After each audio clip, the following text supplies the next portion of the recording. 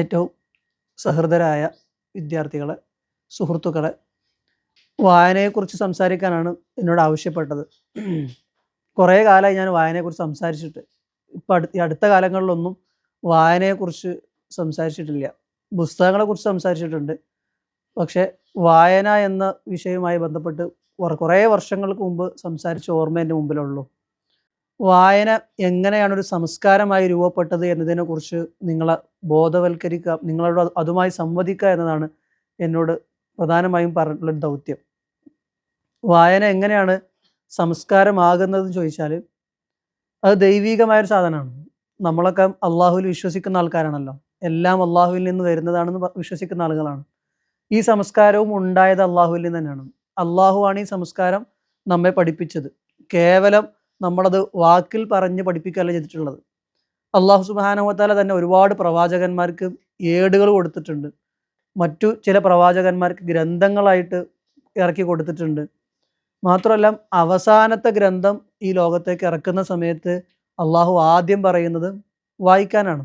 ഇഖ്റ എന്ന് പറഞ്ഞിട്ടാണ് ആദ്യത്തെ സൂക്തം തന്നെ ആരംഭിക്കുന്നത്. ഖുർആനിൻ്റെ അവതരണം തന്നെ ആരംഭിക്കുന്നത് വായിക്കണേ എന്ന് പറഞ്ഞുകൊണ്ടാണ് ഖുർആൻ അതിൻ്റെ അവതരണം തന്നെ ആരംഭിക്കുന്നത്.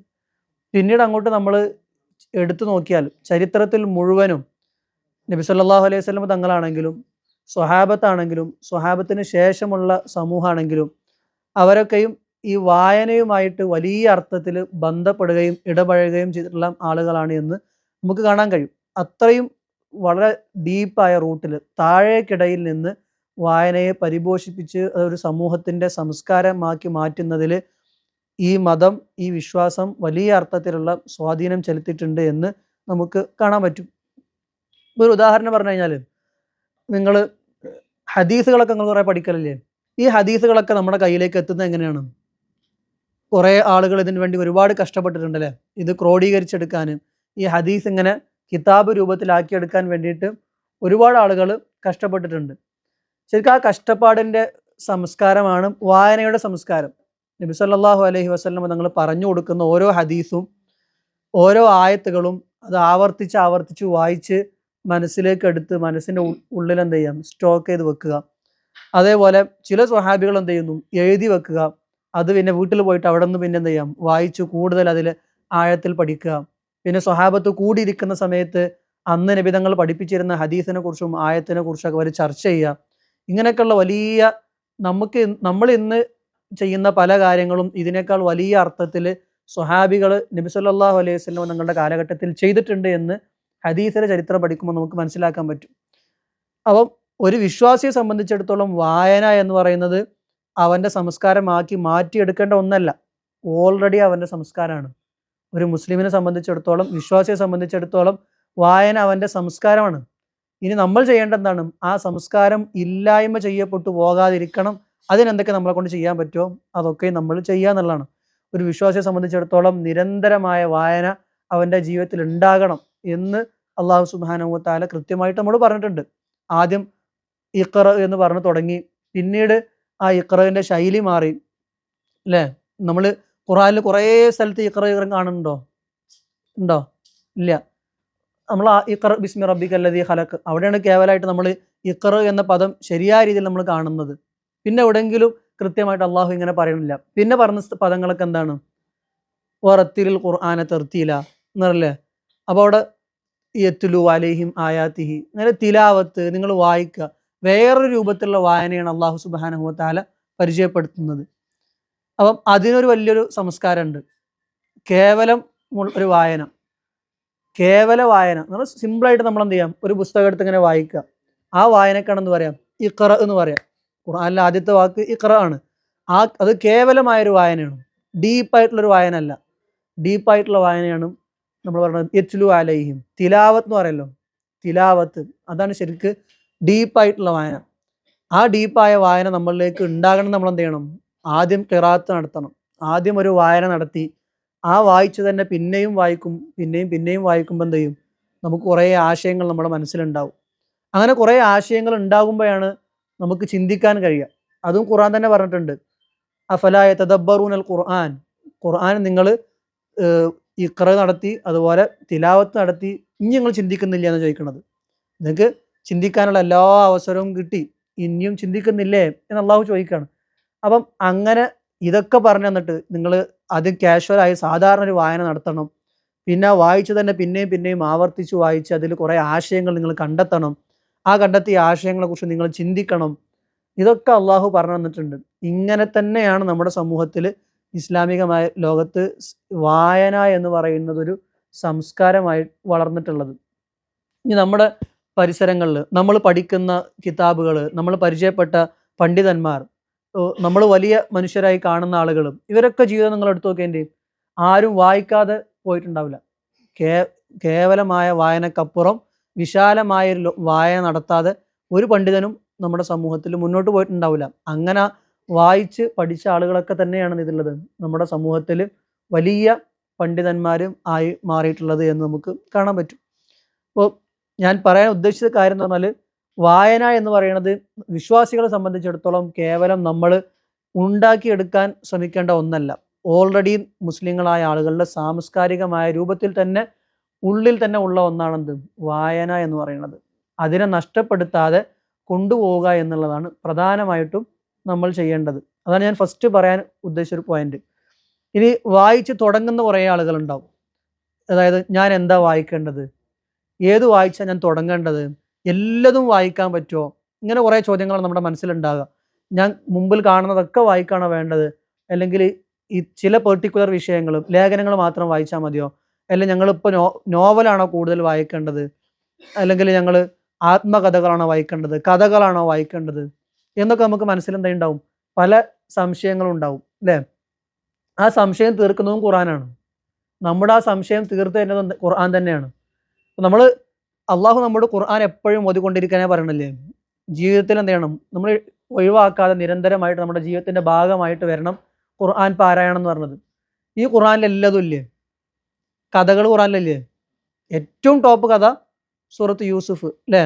ഏറ്റവും അഹ്സനുൽ ഖസസ് എന്നാ പറഞ്ഞത്. ഏറ്റവും ടോപ്പായ കഥയും നോവലും എന്താണ്, സൂറത്ത് യൂസുഫാണ്. നോവലിന്റെയും കഥയുടെയും എല്ലാ ചേരുവകളും ചേർന്നിട്ടൊരു കഥയാണ് എന്ത്, സൂറത്ത് യൂസുഫ് എന്ന് പറഞ്ഞത്. അത് ഖുർആനിലുണ്ട്. ഇനി അങ്ങനൊന്നും അല്ലാത്ത സിമ്പിൾ ആയിട്ടുള്ള ചരിത്ര കഥകളില്ലേ, മൂസാ നബിന്റെ ചരിത്രമുണ്ട്, ഇബ്രാഹിം നബിന്റെ ചരിത്രമുണ്ട്, എത്ര പ്രവാചകന്മാരുടെ ചരിത്രമുണ്ട്. ആത്മകഥ ഖുർആനിൽ തന്നെ അല്ലേ. നബിന്റെ ജീവിതം പറയുന്നത് എന്താണ്, ഖുർആനിലൂടെയാണ്. നബിന്റെ സ്വഭാവം എന്താന്ന് ചോദിച്ചപ്പോൾ എന്താ പറഞ്ഞത്, അത് ഖുർആനാന്ന് പറഞ്ഞത്. ആയിഷ ബീനോട് ഒരാളൊന്ന് ചോദിച്ചു, നബിന്റെ സ്വഭാവം എന്താണ്, കാന ഖുലുഖുൽ ഖുർആൻ. നബിന്റെ സ്വഭാവം എന്ന് പറഞ്ഞാൽ, നബിന്റെ ജീവിതം എന്ന് പറഞ്ഞാൽ ഖുർആനാണ്. അപ്പോൾ അതൊരു ആത്മകഥ കൂടിയാണ്. ഖുർആൻ ഒരു ആത്മകഥ കൂടിയാണ്. എന്നാൽ നമ്മുടെ ജീവിതത്തിന് ആവശ്യമായ കുറേ മൂല്യങ്ങൾ, നമ്മുടെ ജീവിതത്തിൽ നമ്മൾ പാലിക്കേണ്ട കുറേ മര്യാദകൾ, നിയമങ്ങൾ, ഇതിനെക്കുറിച്ചൊക്കെ ലേഖനങ്ങളായിട്ടും ഉപന്യാസങ്ങളായിട്ട് പല രീതിയിൽ കുറിപ്പുകളായിട്ട് ചെറിയ രൂപത്തിലും ദീർഘമായിട്ടൊക്കെ എന്ത് ചെയ്യുന്നുണ്ട്, ഖുർആൻ പറയുന്നുണ്ട്. അപ്പം എല്ലതും വായിക്കുക എന്നുള്ളത് തന്നെയാണ് നമ്മളോട് ഖുർആൻ പറയുന്നത്. നിങ്ങൾ ചരിത്രം വായിക്കണം, നോവൽ വായിക്കണം, കഥകൾ വായിക്കണം, ആത്മകഥകൾ വായിക്കണം, ചെറിയ കുറിപ്പുകൾ നിങ്ങൾ വായിക്കണം, ദിവസം വരുന്ന പത്രങ്ങൾ വായിക്കണം, കവിതകൾ വായിക്കണം അല്ലേ. എല്ലാ സാധനവും വായിക്കുക എന്ന രീതിയിലേക്ക് തന്നെയാണ് ഖുർആൻ്റെ ഓരോ രൂപവും അതിൻ്റെ ഭാവങ്ങളും നമ്മെ പഠിപ്പിക്കുന്നത്. വായനക്ക് നിയന്ത്രണങ്ങളില്ല. വായനക്ക് നമുക്ക് നിയന്ത്രണങ്ങൾ കൽപ്പിക്കാൻ കഴിയില്ല. അതങ്ങനെ സ്വതന്ത്രമായിട്ട് നമുക്ക് വായിക്കാം. ഇങ്ങനെ സ്വതന്ത്രമായി കുറേ വായിക്കുമ്പോൾ നമുക്ക് എന്ത് ചെയ്യും, നമുക്ക് ഇഷ്ടപ്പെട്ടൊരു ഏരിയ കിട്ടും. എനിക്ക് നോവൽ വായിക്കാനാണ് കുറച്ചും കൂടി താല്പര്യം. നോവൽ വായിക്കുന്ന സമയത്ത് എനിക്ക് എൻ്റെ ഭാഷ നന്നാവുന്നുണ്ട്, ഒരു നോവൽ എഴുതാൻ തോന്നുന്നുണ്ട് എന്ന് തോന്നുമ്പോൾ നമ്മൾ എന്ത് ചെയ്യാം, കുറച്ചും കൂടെ കോൺസെൻട്രേറ്റ് ചെയ്തിട്ട് നല്ല നല്ല നോവലുകൾ സെലക്ട് ചെയ്ത് വായിക്കാം. പുതിയതായി ഇറങ്ങുന്നതും വളരെ പഴയ പാരമ്പര്യമുള്ള നോവലുകളൊക്കെ ഉണ്ടാവും. ബഷീറിൻ്റെ നോവലുകൾ, അതുപോലെ തകഴിയുടെ നോവലുകൾ, ഇങ്ങനെ പഴയ നോവലുകളൊക്കെ ഉണ്ടാവും. ആ നോവലുകളൊക്കെ വായിക്കാം. ചില ആളുകൾക്ക് എന്തായിരിക്കും, യാത്രാ വിവരണങ്ങളായിരിക്കും ഭയങ്കര വിശാലമായിട്ട് ഇഷ്ടപ്പെടുക. ദൂരസ്ഥലങ്ങളിൽ പോയിട്ടുള്ള യാത്രകൾ, എസ് കെ പൊറ്റക്കാടിൻ്റെ യാത്രാ വിവരണങ്ങൾ, ഇങ്ങനെയുള്ള യാത്രാ വിവരണങ്ങൾ ഇഷ്ടമുള്ള ആളുകളുണ്ടാവും. അപ്പം അവരത് കോൺസെൻട്രേറ്റ് ചെയ്ത് വായിക്കാം. എന്നിട്ട് കുറേ സ്ഥലങ്ങളിൽ യാത്ര ചെയ്യാൻ ശ്രമിക്കുക. ആ ശ്രമങ്ങളിലൂടെ നിങ്ങളുടെ യാത്രകൾ നിങ്ങൾ എഴുതി എന്ത് ചെയ്യുക, ഫലിപ്പിച്ചെടുക്കാനും ശ്രമിക്കുക. അപ്പം നമ്മൾ കുറേ വായിക്കുന്ന സമയത്ത് നമുക്കൊരു രൂപം കിട്ടും. ഞാൻ ഏത് ഭാഗത്താണ് എൻ്റെ താല്പര്യമുള്ളത്, എനിക്കിത് എഴുതാൻ കഴിയും എന്ന രൂപത്തിലേക്ക് നമ്മുടെ വായന നമ്മളെ പരുവപ്പെടുത്തിയെടുക്കും. ഘട്ടം ഘട്ടമായിട്ട് നമ്മളെ അത് പരുവപ്പെടുത്തിയെടുക്കും. നമ്മളെ വായനയാണ് നമ്മളെ എഴുത്തുകാരനാക്കുന്നത്. നമ്മൾ എത്രത്തോളം വായിക്കുന്നുണ്ടോ അത്രത്തോളം നമ്മുടെ എഴുത്തിന് ഭംഗി കൂടും, എഴുത്തിന് ലാളിത്യം കിട്ടും. വായിക്കുന്ന ആൾക്ക് സുന്ദരമായിട്ട് വായിക്കാൻ കഴിയും. തീരെ വായിക്കാത്ത ഒരാൾ എഴുതുമ്പോൾ അതിലൊരുപാട് പ്രശ്നങ്ങളുണ്ടാകാം. അത് വായിക്കുന്ന ആൾക്ക് ഒരിക്കലും പെട്ടെന്ന് വായിച്ച് തീർക്കാൻ കഴിയില്ല. കുറേ കെട്ടുകളും കുടുക്കുകളൊക്കെ ഉണ്ടാവും. ആ കെട്ടും കുടുക്കൊക്കെ ഊരി സുന്ദരമായി ലളിതമായ ഭാഷയിൽ നമുക്ക് എഴുതാൻ കഴിയുന്നത് കൂടുതൽ നമ്മൾ വായിക്കുന്ന സമയത്താണ്. കൂടുതൽ വായിച്ച് വായിച്ച് നമ്മൾ ഭാഷ പരുവപ്പെടും. വായന ഉണ്ടാക്കുന്ന സ്വാധീനം എന്ന് പറയുന്നത് വലിയ അർത്ഥത്തിലുള്ള സ്വാധീനമാണ്. ഒന്ന്, നമുക്ക് എഴുതാൻ കഴിയും. രണ്ട്, നമ്മുടെ സംസാരത്തിന് കൂടുതൽ ശുദ്ധി ഉണ്ടാവും. നല്ല വാക്കുകൾ നമുക്ക് സംസാരിക്കുമ്പോൾ വരും. അതോടൊപ്പം തന്നെ കൂടുതൽ വായന ഉണ്ടാകുന്ന ആളുകൾക്ക് ചിന്താശേഷി വർദ്ധിക്കും. പുതിയ പുതിയ കാര്യങ്ങളെക്കുറിച്ച് ചിന്തിക്കാൻ കഴിയും. നല്ല ദീർഘമായ രീതിയിൽ ചിന്തിക്കാൻ കഴിയും. ഇങ്ങനെ കുറേ മാറ്റങ്ങൾ വായന സമൂഹത്തിൽ ഉണ്ടാക്കുന്നുണ്ട്. വായനയും എഴുത്തും കൂടിച്ചേരുമ്പോഴാണ് നമ്മൾ എന്ത് ചെയ്യുന്നത്, വലിയ അർത്ഥത്തിൽ ഈ ഒരു പുസ്തകങ്ങളുടെ ലോകത്തേക്ക് നമ്മൾ പ്രവേശിക്കുന്നത്. വായനയും എഴുത്തും സമ്മിശ്രമായി ചേരുമ്പോൾ നമ്മൾ എന്ത് ചെയ്യുന്നു, ഒരു എഴുത്തുകാരനാകുന്നു, ഒരു വായനക്കാരനാകുന്നു. ഇങ്ങനെ പല രൂപത്തിലേക്ക് നമ്മൾ മാറുകയും ചെയ്യും. അപ്പം ഇങ്ങനെയാണ് നമ്മൾ എന്ത് ചെയ്യേണ്ടത്, വായനയുടെ ലോകത്തേക്ക് പ്രവേശിക്കേണ്ടത്. അതിരുകളില്ലാത്ത വായന നമ്മൾ എന്ത് ചെയ്യണം, ചെറിയ പ്രായത്തിൽ തന്നെ വിശാലമായിട്ട് നമ്മൾ വായിക്കണം. ഇപ്പം നിങ്ങൾക്ക് വായിക്കാൻ പറ്റുന്ന, നിങ്ങളുടെ പ്രായത്തിനനുസരിച്ച് വായിക്കാൻ കഴിയുന്ന ചെറിയ ചെറിയ പുസ്തകങ്ങളുണ്ടാവും. അതിൽ നിന്ന് തന്നെ നിങ്ങൾ എന്ത് ചെയ്യാം, തുടങ്ങാം. ആദ്യം എന്ത് ചെയ്യരുത്, വലിയ കട്ടിയുള്ള പുസ്തകം എടുത്തിട്ട് എന്ത് ചെയ്യാം, വായിക്കാൻ ശ്രമിക്കരുത്. അത് ചിലപ്പോൾ എന്ത് ചെയ്യും, നിങ്ങളെ വായനയിൽ നിന്ന് മടുപ്പിക്കും. ഇത് നിങ്ങൾക്ക് മനസ്സിലാവണില്ല, വായിച്ചിട്ടൊക്കെ മനസ്സിലാവുന്നില്ല എന്ന് പറഞ്ഞാൽ നമ്മൾ എന്ത് ചെയ്യും, പുസ്തകം മാറ്റി വെക്കും. പിന്നെ അടുത്ത് പോയിട്ട് വേറെ വലിയൊരു പുസ്തകം എടുത്തോണ്ട് എന്നിട്ട് അതും വായിച്ചിട്ട് മനസ്സിലാകുന്നില്ല, നമ്മൾ മാറ്റി വെക്കും. അപ്പം ചെറിയ ചെറിയ പുസ്തകങ്ങളിലൂടെ നമ്മൾ എന്ത് ചെയ്യാം, തുടങ്ങി വലിയ വലിയ പുസ്തകങ്ങളിലേക്ക് നമ്മൾ ഘട്ടം ഘട്ടമായിട്ട് എന്ത് ചെയ്യാം, പോകണം. നമ്മുടെ ജീവിതം തന്നെ അങ്ങനെയല്ലേ, നമ്മൾ ചെറുതായിട്ടാണ് വലുതാവുന്നത് അല്ലേ, ചെറുതായിട്ടാണ് വലുതാവുന്നത്. അപ്പോൾ ചെറിയത് വായിച്ചിട്ട് നമ്മൾ എന്ത് ചെയ്യാം, മെല്ലെ മെല്ലെ വലിയതിലേക്ക് പോകാനുള്ള ശ്രമങ്ങളാണ് നടത്തേണ്ടത്. അങ്ങനെ വായിച്ച് പരുവപ്പെട്ട് വരുമ്പോൾ നമ്മുടെ എഴുത്തിന് ഒരു ലാളിത്യം വരും, സൗന്ദര്യം വരും. അങ്ങനെ നമ്മൾ ക്രമേണ എഴുത്തുകാരനാകുന്നു. അങ്ങനെ എഴുത്തുകാരനാകുമ്പോൾ നമ്മൾ സ്വാഭാവികമായിട്ടും കൂടുതൽ കാര്യങ്ങളെക്കുറിച്ച് ചിന്തിക്കാൻ ശ്രമിക്കുന്നു. ആ ചിന്തകൾ നമ്മൾ എന്ത് ചെയ്യുന്നു, വീണ്ടും വായിക്കാനും കൂടുതൽ ചിന്തിക്കാനും പ്രേരിപ്പിക്കുന്നു. അങ്ങനെ നമുക്ക് സമൂഹത്തിന് നേതൃത്വം കൊടുക്കാൻ കഴിയുന്ന, സമൂഹത്തിൽ മാറ്റങ്ങൾ കൊണ്ടുവരാൻ കഴിയുന്ന ആളുകളായിട്ട് നമ്മൾ പരുവപ്പെടുന്നു എന്നുള്ളതാണ്. അപ്പോൾ വായനക്ക് നമ്മുടെ ജീവിതത്തിൽ വലിയ സ്വാധീനം ചെലുത്താൻ കഴിയും എന്നാണ് നമ്മൾ എന്ത് ചെയ്യേണ്ടത്, മനസ്സിലാക്കേണ്ടതും ഉൾക്കൊള്ളേണ്ടതും. വായിക്കാൻ എടുക്കുന്ന സമയങ്ങൾ, അതുപോലെ തന്നെ വായിക്കാൻ നമ്മൾ തിരഞ്ഞെടുക്കുന്ന സ്ഥലങ്ങൾ, അതിനൊക്കെ വലിയ പ്രസക്തിയുണ്ട്. എപ്പോഴും നമ്മൾ ശാന്തമായ സ്ഥലങ്ങളിൽ നിന്ന് വായിക്കാൻ ശ്രമിക്കുക. അതോടൊപ്പം തന്നെ നമുക്ക് വായിക്കാൻ കഴിയുന്ന ഒരു ആംബിയൻസ്, പ്രകൃതിയുള്ള സ്ഥലങ്ങൾ, അത് ഓരോരുത്തർക്കും വ്യത്യസ്തമായിരിക്കും. ചില ആളുകൾക്ക് എന്ത് ചെയ്യും, നല്ല ക്രൗഡുള്ള സ്ഥലത്ത് പോയാൽ എന്ത് ചെയ്യും, അവിടെ നടക്കണമൊന്നും അറിയാതെ അയാൾ എന്ത് ചെയ്യും, വായിക്കും. അങ്ങനത്തെ ആൾക്കാരുണ്ടാവും. അത് ഓരോരുത്തർക്ക് അനുസരിച്ചാണ്. ചില ആളുകൾക്ക് ഒരു ചെറിയ ശബ്ദം പോലും കേട്ടാൽ എന്ത് ചെയ്യും, അയാൾക്ക് വായന കണ്ടിന്യൂ ചെയ്യാൻ കഴിയില്ല. അപ്പോൾ അവർ വളരെ ശാന്തമായ സ്ഥലങ്ങളിലേക്ക് എന്ത് ചെയ്യണം, പോകേണ്ടി വരും. അപ്പോൾ നമുക്ക് വായിക്കാൻ ഏറ്റവും നല്ല സ്ഥലം ഏതാണ് എന്ന് സെലക്ട് ചെയ്ത് ആ സ്ഥലത്ത് പോയി നമ്മൾ എന്ത് ചെയ്യണം, വായന ശീലമാക്കുകയും ചെയ്യണം. അതോടൊപ്പം നിങ്ങൾക്ക് ചെയ്യാവുന്ന കാര്യങ്ങൾ, നിങ്ങൾ വായിക്കുന്ന സമയത്ത് നിങ്ങൾക്ക് കിട്ടുന്ന കുറേ ശൈലികളുണ്ടാവും.